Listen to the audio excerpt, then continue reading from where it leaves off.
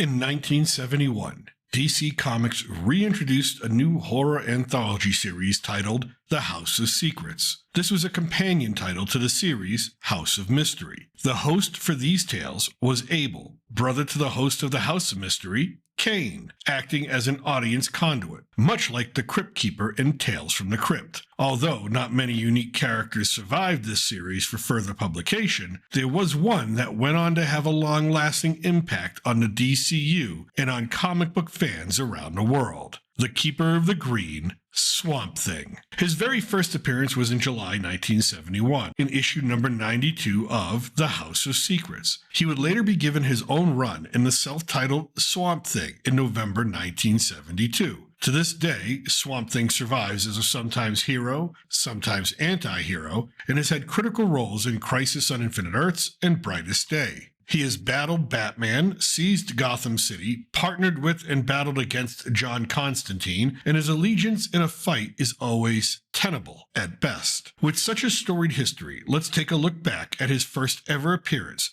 and then his first ever self-titled debut issue, and rediscover the roots of the creature known as Swamp Thing. But before we do, we'd appreciate it if you like and subscribe, comment, and share this video out. It really helps out the channel each and every week. Thank you. House of Secrets Volume 2, Issue 92, begins with brothers Cain and Abel hunting snipe in a cemetery. They invite us readers to join them, and as they wait for their prey, they entertain us with a recollection of a mysterious new monster from the darkness, in the short story titled Swamp Thing. I cannot remember the morning anymore. I know the evening well. I belong to it now, and it cares for me in return, sheltering me, nurturing me, holding me close within its velvet embrace. The moon is rising now, clawing its way into the sky, a glowing amber eve that casts its disdainful gaze on the murky ooze below, the swamp that is my home. I move slowly through the moss, draped in mire, treading a path that is worn smooth from my constant passing. On beyond the shadows and the dark trees' twisting tendrils, to my inevitable destination. The edge of the swamp and the mist, a wet old mansion that rises like an aging apparition into a cold expanse of sky, a stately sanctuary full of bright lights and promises, and memories that bring only pain. I stood watching that old gray edifice for more lonely nights than I want to recall, dreaming endlessly of the soft golden lady who lives within it, knowing I can never have her, wondering what she's doing now.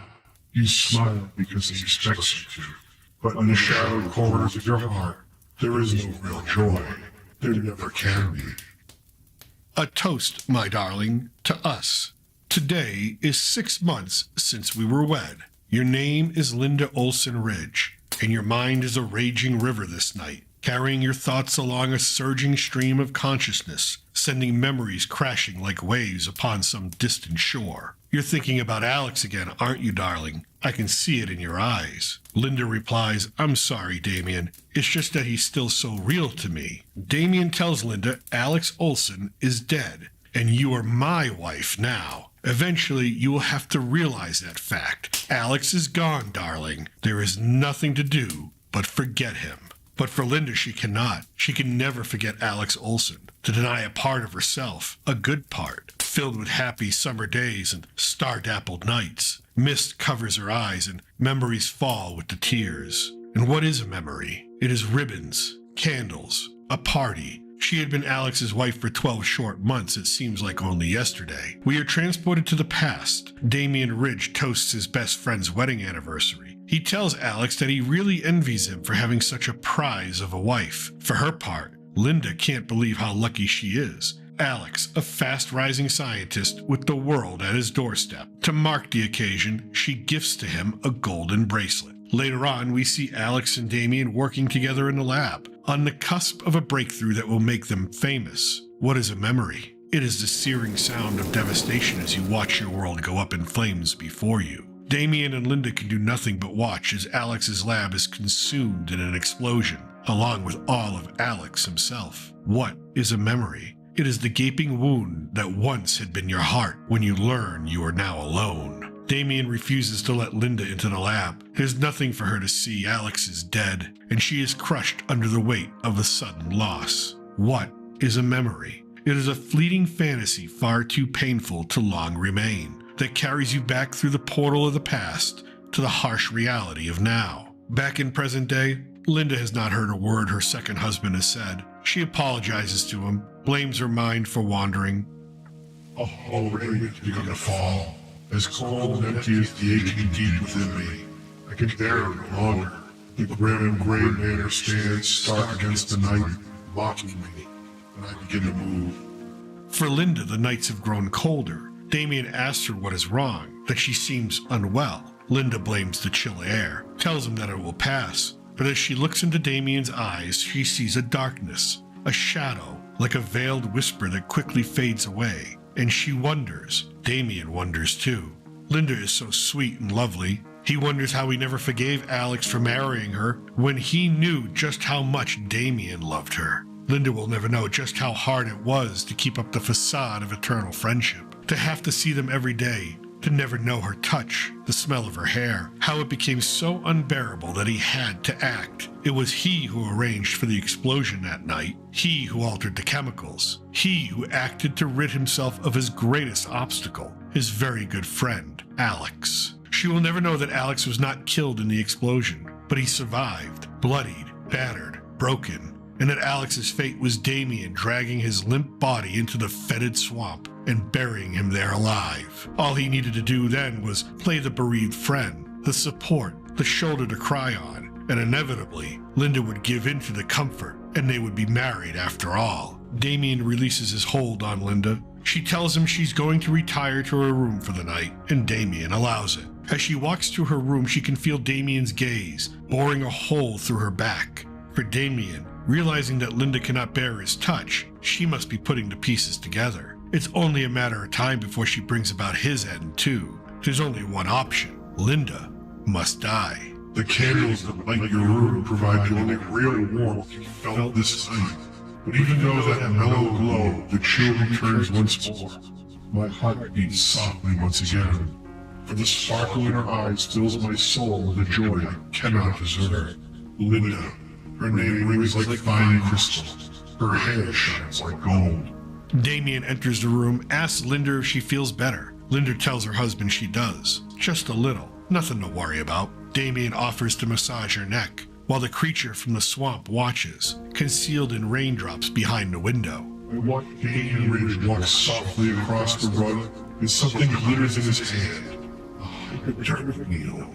He stands silently behind her, the needle poised to strike, to end the life of the only thing in this world that makes my existence bearable.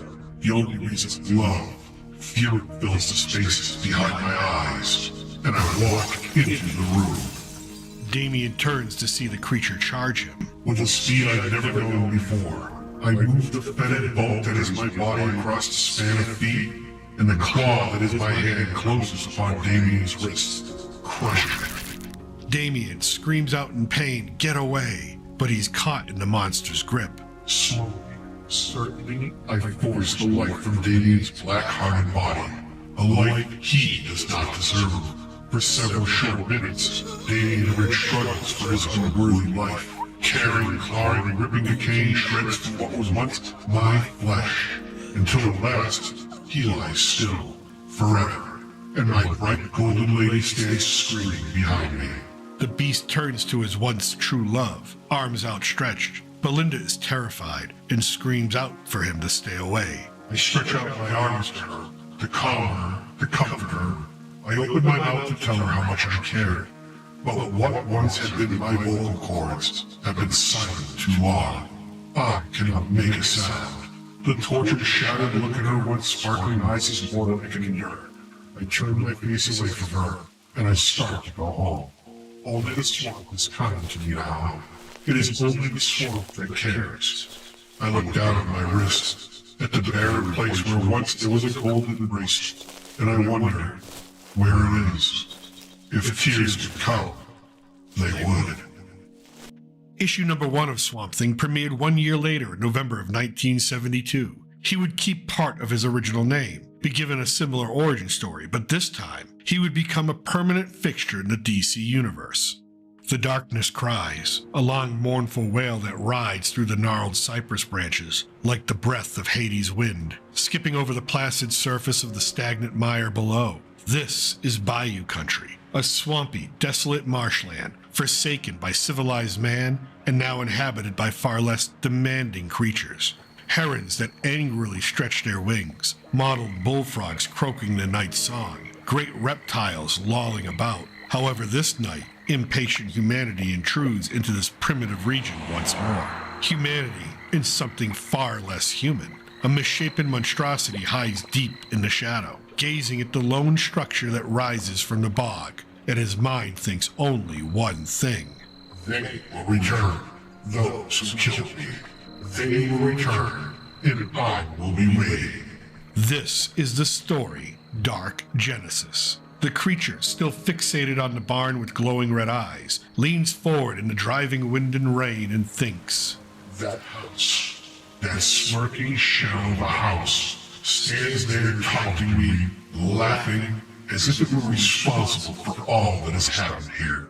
Sometime in the near past, on a bright blue day, at the same barn in the bog, a red car pulls up. The structure has been quickly refurbished for the new occupants, Doctors Alec and Linda Holland, now working for the government in secret. Their handler, Lieutenant Cable, he explains to them just how valuable they are to the government. Their research on biorestorative properties a top priority, so much so they are being stashed in what Lieutenant Cable calls the suburb of nowhere, to keep them out of the hands of other prospective employers. As he leaves, Lieutenant Cable reminds them that a patrol car will be in the area constantly watching over them. For Linda, it spooks her a little bit, and she begs to go inside. When the two doctors enter, they are greeted by enough lab equipment to, as Alec puts it, build a monster. Linda just hopes that there's a stocked fridge. She is starving from the trip. A few days later, in the evening hours, the project is ready for testing. A chemical compound that will allow gardens to grow in deserts. They begin their test and celebrate the results. The compound works better than expected.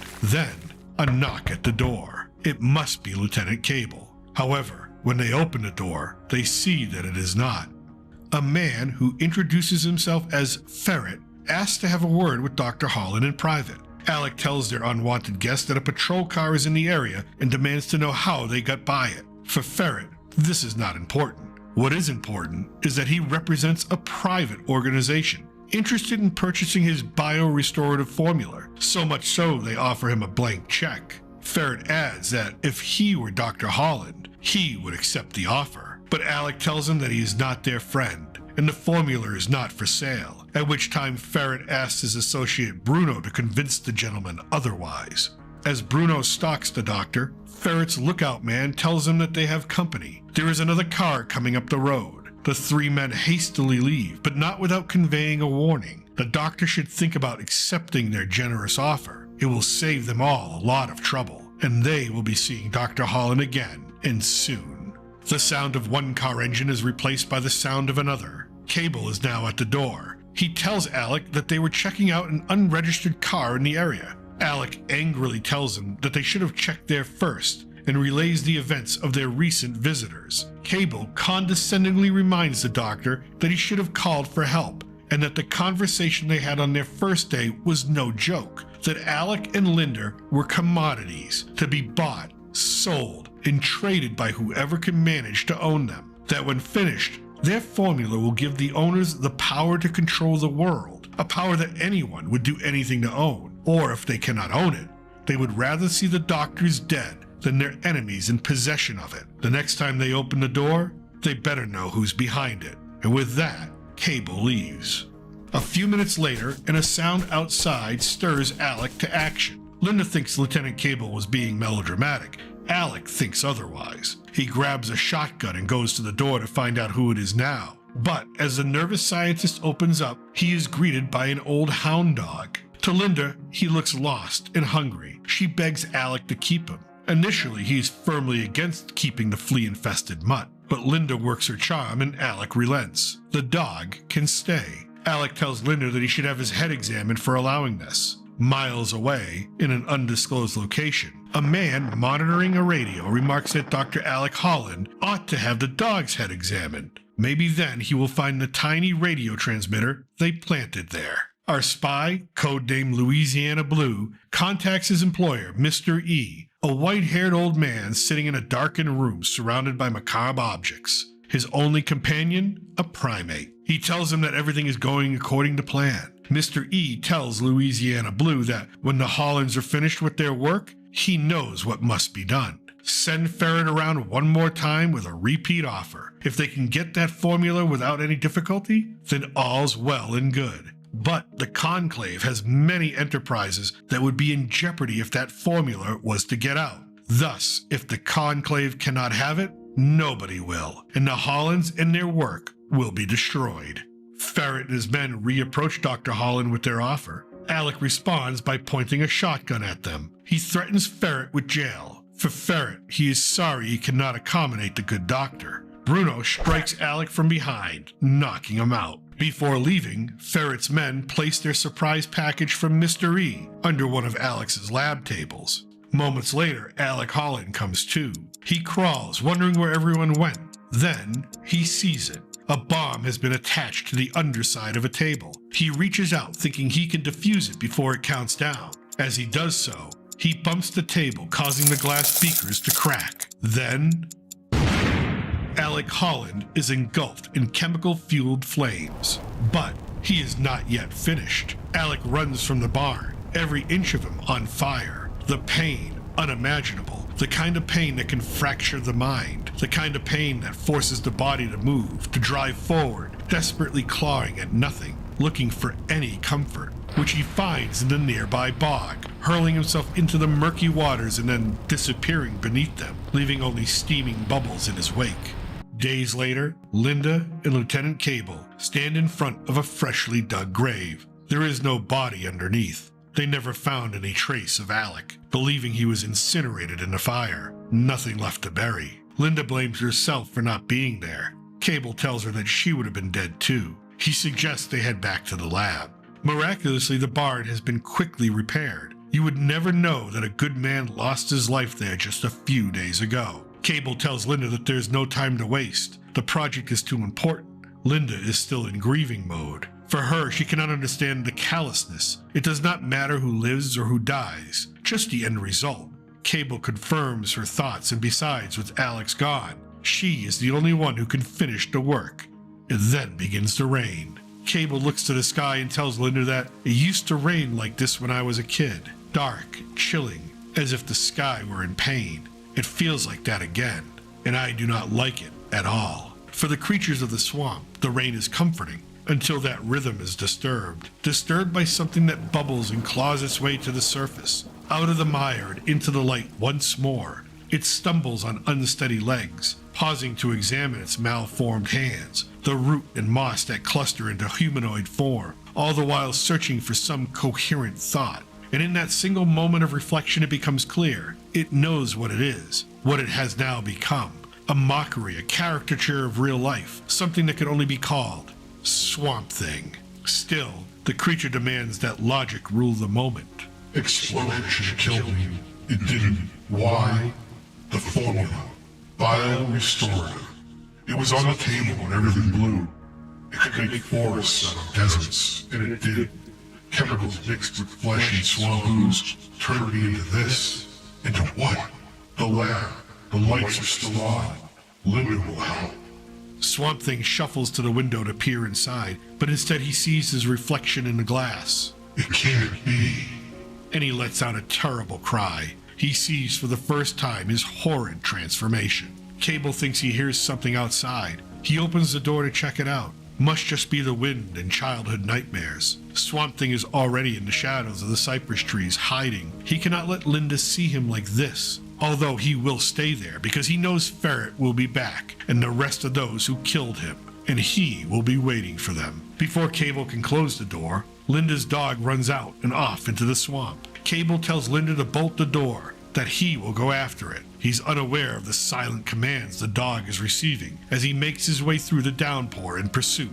Through the wind and rain, Cable hears the snapping of a branch. His training lets him know it's someone wearing a size 12 work shoe, and they are prowling around the lab. He draws his weapon and goes to investigate, but he is unlucky. Bruno cracks him over the head with a shovel, knocking him out. Meanwhile, inside the lab, Linda hears more noises and calls out for Cable. But it is not Cable who enters. It is Ferret, and he is armed, and he wants to speak with Linda alone. As this occurs, Swamp Thing ponders his new isolation while waiting in the bog. He cannot even speak. His voice has also been taken, left with just his thoughts. Then, a desperate howl breaks through the trees. He runs towards it. Linda's dog is caught and sinking in the mire. He jumps in, determined to save the mutt, not wanting Linda to lose her only companion too. Then, a gunshot rings out. No. Swamp Thing realizes he lost his focus. He left Linda. What if they hurt her? The lab. Gotta get back to the lab. Maybe it's not too late. But when he bursts through the doors into the now silent structure, he sees her, lying prone on the floor. Linda, it's all my fault. My fault. If only I hadn't gone after the dog, hadn't turned away. Then he hears it, the roar of a car speeding down the road. His rage takes over. Breaking through the walls and then a shortcut through the bog, he finds himself in that road directly in front of the speeding vehicle. Only one word comes to his mind. Stop. Seeing the monster in its path, Bruno asks Ferret what it is. Ferret tells him to just run it down. Stop. The thought cries out in his head, but the car does not stop. And inches from colliding with him, Swamp Thing angrily cries out in his mind once more. I said stop.